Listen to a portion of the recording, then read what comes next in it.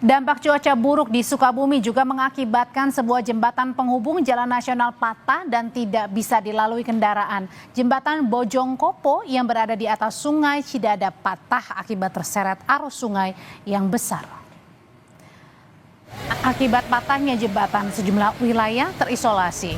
TNI dan relawan SAR gabungan membantu warga menyeberang menggunakan seutas tali. Jembatan yang patah ini merupakan satu-satunya akses jalan yang bisa dilalui masyarakat sekitar, sehingga warga tak punya cara lain selain melewatinya meski berbahaya.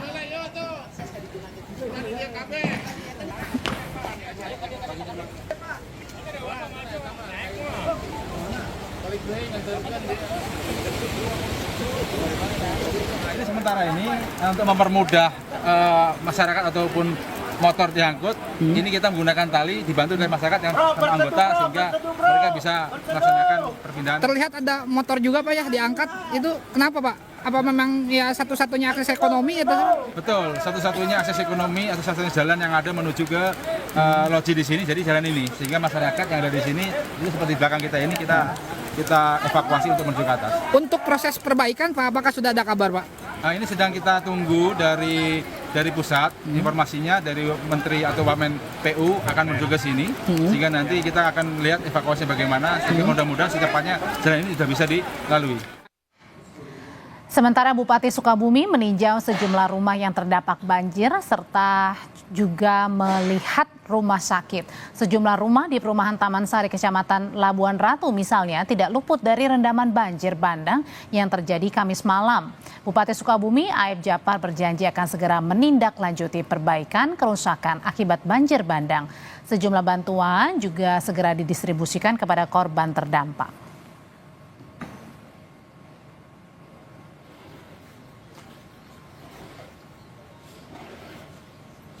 Di rumah sakit Labuan Ratu, jebol dari tanggul masuk airnya ke tempat rawat nginap gitu ya.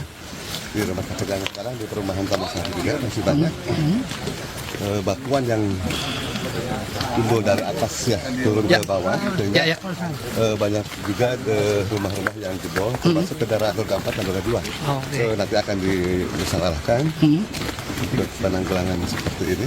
Dan ini ada di atas itu ada seperti bekas galian-galian batu yang perlu di-scar nanti ke depannya.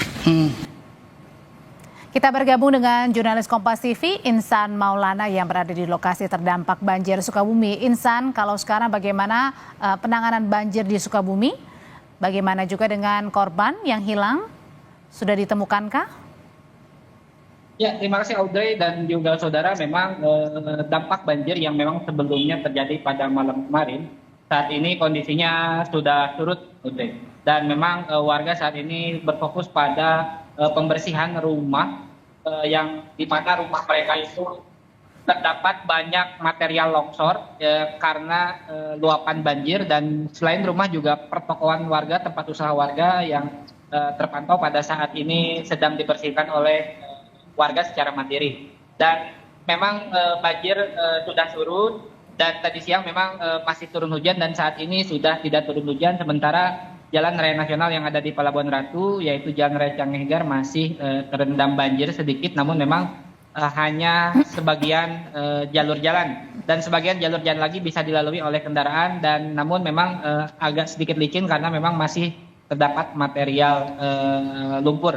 Dan sementara itu tim SAR gabungan yang dipimpin oleh Basarnas telah melakukan proses evakuasi terhadap 2 korban hilang yang berada di Kecamatan Pelabuhan Ratu. Dan pada pukul 1 siang tadi korban sudah ditemukan, yaitu seorang ibu dan seorang anak tertimbun di dalam reruntuhan rumahnya karena terseret banjir. Dan posisi ketika ditemukan saat itu seorang ibu dan anak ini sedang berpelukan dalam kondisi meninggal dunia, dan korban pun sudah dievakuasi dan dibawa ke kamar mayat RSUD Pelabuhan Ratu. Dan hingga saat ini ada 5 orang lagi yang dinyatakan hilang dan belum ditemukan di 2 kecamatan, yaitu di Kecamatan Lengkong ada 3 orang dan di Kecamatan Simpenan ada 2 orang. Dan kelima orang ini bukan terseret banjir melainkan informasinya tertimbun longsor. Namun memang setelah proses evakuasi berjalan di di Pelabuhan Ratu ini terhadap 2 orang, tim SAR gabungan saat ini sedang melakukan koordinasi untuk bergeser, rencananya akan bergeser terlebih dahulu ke Lengkung. Karena sebenarnya untuk jarak dari Kecamatan Pelabuhan Ratu antara Lengkung dengan Simpenan sebenarnya dekat ke wilayah Simpenan, namun untuk akses jalur Simpenan itu masih tertutup longsor di beberapa luas dan juga jembatannya terputus sehingga kendaraan tidak bisa dilalui. Sehingga memang rencananya tim SAR besok akan melanjutkan proses pencarian ke wilayah Kecamatan Lengkong terlebih dahulu dengan menggunakan jalur wilayah Cikembar masuk ke Lengkong. Dan memang saat ini juga tim SAR masih berkoordinasi dengan BPBD terkait akses pembukaan jalan seperti itu. Ya, banjir dan longsor di Sukabumi mengakibatkan korban meninggal, korban hilang dan juga rumah rusak. Terima kasih laporannya langsung dari Sukabumi, Jawa Barat, jurnalis Kompas TV Insan Maulana.